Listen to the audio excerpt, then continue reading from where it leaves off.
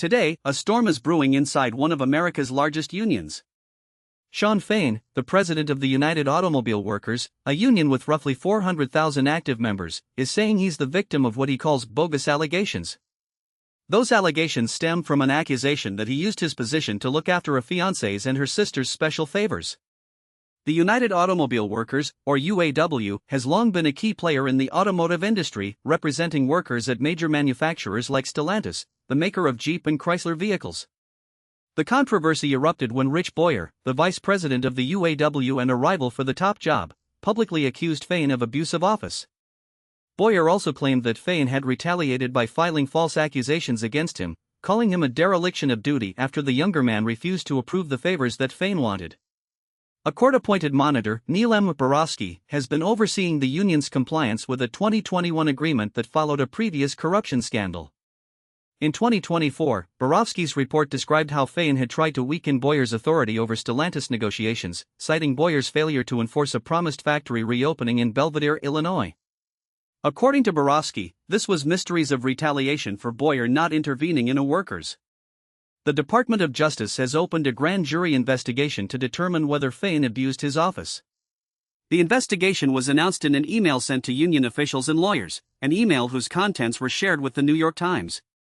While Fain has not confirmed the existence of a grand jury, he has publicly dismissed any claims against him, calling them bogus allegations designed to sway the upcoming elections. The union's internal conflict has now spilled into the public eye, with both Fain and Boyer leading rival slates of candidates for the presidency. The U.A.W. will hold mail-in voting starting late next month, and the outcome could reshape the direction cresting petitions. The accusations against Fain date back to 2024, when he sought to curtail Boyer's role in relations with Stellantis, #######.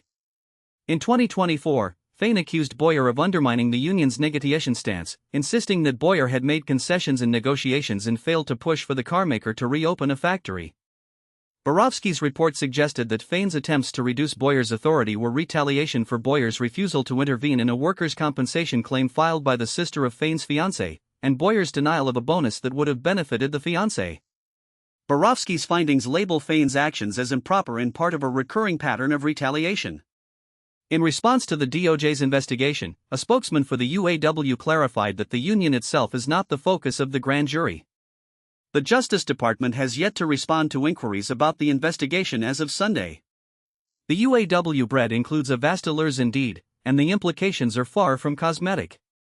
If the investigation yields evidence of misconduct, it could affect not only Fain's leadership but also the union's credibility, the team's ability to negotiate collective agreements, and the broader labor movement's Hague alleging. In these volatile times, union members will be watching how the legal wind blows. Will the grand jury find merit in the alleged abuse, or will it dismiss the claims as politically motivated? The voting itself, entrenched in the very next month, could also usher a new era if Boyer or Fain wins the presidency. Stay tuned as the story unfolds. Let us know your thoughts by tweeting us at UAWA. And thank you for listening to today's episode.